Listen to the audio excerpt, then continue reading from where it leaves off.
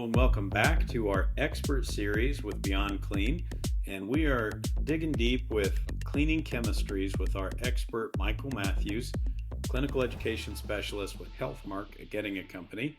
Michael, I'm excited to get into this topic today on mechanical impact of these cleaning chemistries. Yeah, absolutely. You said the right word, impact, because that's what Yeah, we're going to be talking about. that's right. That's right. I remember as a new tech seeing the cart washer get loaded and just it's like a car wash times a million. Seeing all of the velocity that we're cleaning these pieces of equipment with. And in this series so far, we've talked a lot about what happens at the decontam sink and dosing appropriately, making sure we're using the right cleaning chemistry. But now we're going to talk about how the equipment interacts with that. So to start off, there's sometimes an assumption that just because we put it into the washer, it's going to come out clean. And any tech that's been in assembly and pulled up that instrument that just comes out bloody or the lumen is not cleaned appropriately. So, what assumptions can we challenge about the mechanical cleaning process? Yeah, well, I mean, you just said one right there is that, it's not as simple as just stick it in the machine, press the button, and magically what comes out on the other side. Like you have to work on the prep and pack side for all of about a day, and you will see that that is definitively not true. And so, really, what we're talking about when we talk about the mechanical part of the washing is that all of these chemistries are designed to to assist or be assisted by the application of a mechanical force. And that's true for pretty much all cleaning processes. And so, Garrett, I know you're an IP, so you'll appreciate this. Uh, Hand washing, right? When you hand wash with soap, you don't just put the soap on your hands and then just kind of hold it there under the Yeah, water, just let it right? rinse off, Yeah, right? just let it rinse off, right? That Yeah, that's not effective, right? You have to yep. actually apply force for the Hmm. cleaning, right? And we already talked about the sink. Well, the force comes from the technician, usually using a brush or something and kind of gliding along that surface or through that lumen.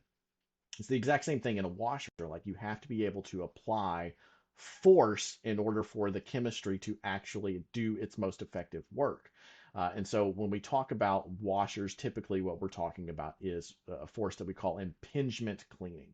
And impingement is just the simple pressure force of the washer pushing that material off of a surface. And this is the exact same thing we do when we hand wash. This is the exact same thing that we do when we're washing our car and we stick our thumb over the water hose and it shoots out this little jet, like that hits the material and it causes it to push off. It's the exact same concept that the mechanical force of the water hitting the surface is what actually picks it up and moves it off of that instrument. And so again, like this is where the flaw in that thinking of just throw it in the washer and it'll automatically comes out clean, where that immediately becomes apparent because if that force cannot hit the surface, it can't work, right? And so if you've got things that are ortho loaners, we run them through with the lid still on. Well, the force of the impingement is not hitting the surface of that instrument. Or if we've got lumens, well, the force of the washer is not getting into the lumens on the outside, but it's not on the inside, right? And so again, those are the failures that we tend to see is that it's not understanding that the application of force means that the water has to actually impact that surface to be effective. Right.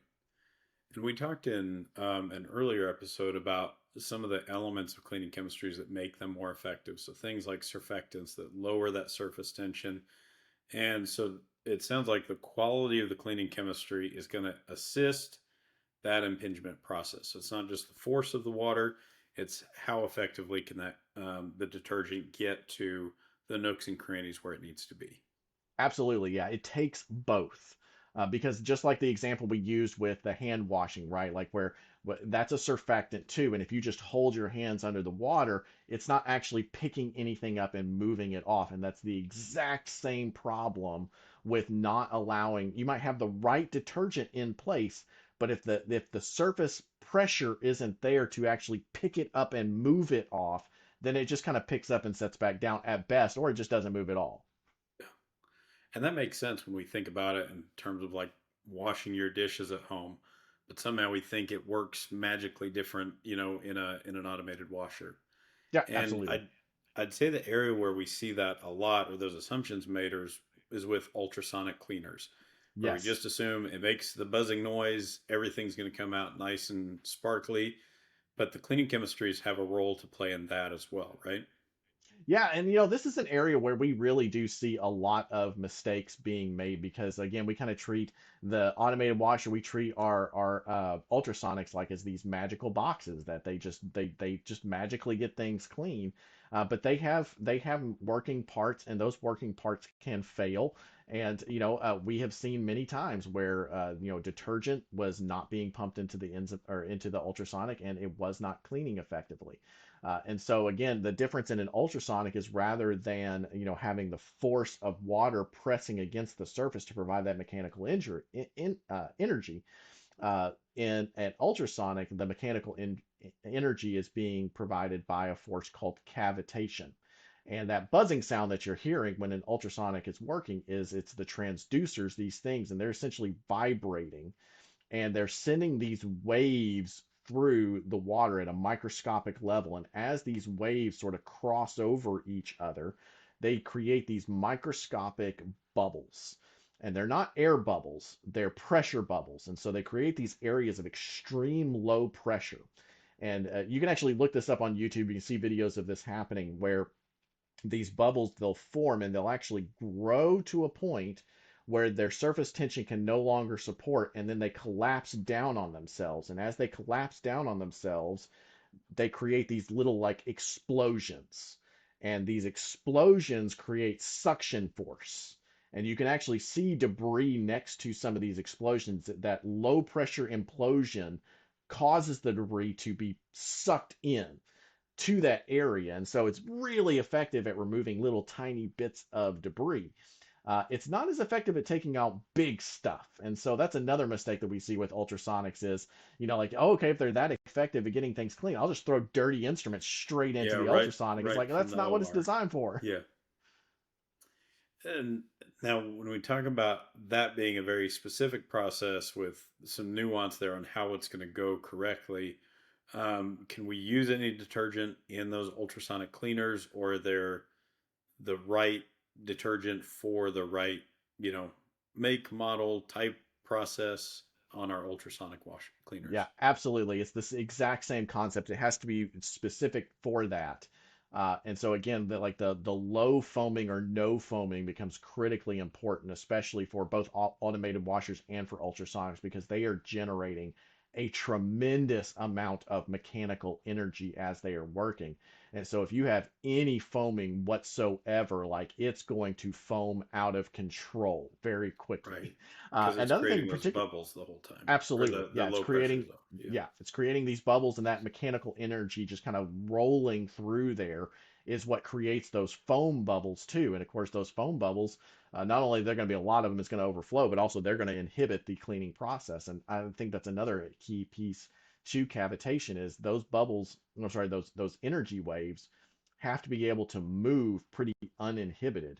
And so if you've got water content that has a lot of mineralization in there, that can actually inhibit those waves from moving through the ultrasonic very effectively. And so again, so they have to be formulated to kind of negate some of those issues, keep that surface tension low so that those waves can very effectively pass through each other and create as many of those cavitation bubbles as possible. Because just because it's running doesn't mean that the bubbles are actually being created effectively. Absolutely. And that not only applies to the machine, but also our dosing units within that. So, why is it Yes. important to periodically check that those components are functioning properly? Yeah, it's funny. I said in the first episode, my training on enzymatics was this is the stuff that gets the instruments clean. And so Right. one night our automatic dosers broke, Okay. and so I thought, well, listen, if this is the stuff that gets the instruments clean, I'm just going to use a lot of it. Sure. And so If like, yeah, little I is took good, more my is my better, right? enzymatic jug and it was like glug glug glug. It was like half the bottle that was used on the on and because again that makes sense in the way that you're Yeah. trained. And I know a lot of technicians who make that exact same mistake. And the reality is that if you use too much of that material, it actually gets much more harder to rinse. It kind of creates like this sticky substance on it. And it's almost like syrupy in nature. And so it makes the rinsing process much, much more difficult, and you end up with these residues that are left behind on the instruments. And those could be dangerous to patients. It's definitely dangerous to your instruments and devices as well. And so you have to make sure that you're dosing in the right amounts in order to be effective, but not make the cleaning process actually more difficult, the rinsing process more difficult. And those dosimeters, like any mechanical piece of equipment, will drift over time, meaning the measuring process becomes less accurate over time. And so they need to be maintained just to make sure that they're actually putting in the right amount. And most of those IFUs will say that they have to be recalibrated either every 6 months or at least once a year. Right. And that drift makes sense when we think about it. It's just an area we don't think about every Yeah, day. We hit the button and we let it run. absolutely. But it will. And I mean, that's true in any engineering process that Yeah. exists. If there is a measuring component, it will drift Or break down, like you said, with or break your down. Yeah. automated dosers. Things break all the time. So having that background knowledge, series like this to really educate on how this process can go smoothly, even when the mechanical piece of it doesn't function how we expect it to. Yeah, absolutely. So, Michael, I want to thank you for, again, another great set of education on this. Talking about that transition from the manual cleaning to the mechanical cleaning process. This will be a series where we're looking at each piece of cleaning chemistries and how they impact sterile processing. So, if you have missed any of these episodes or would like to just hear more of Michael's expertise, tune in and make sure to catch our next episode. And thank you.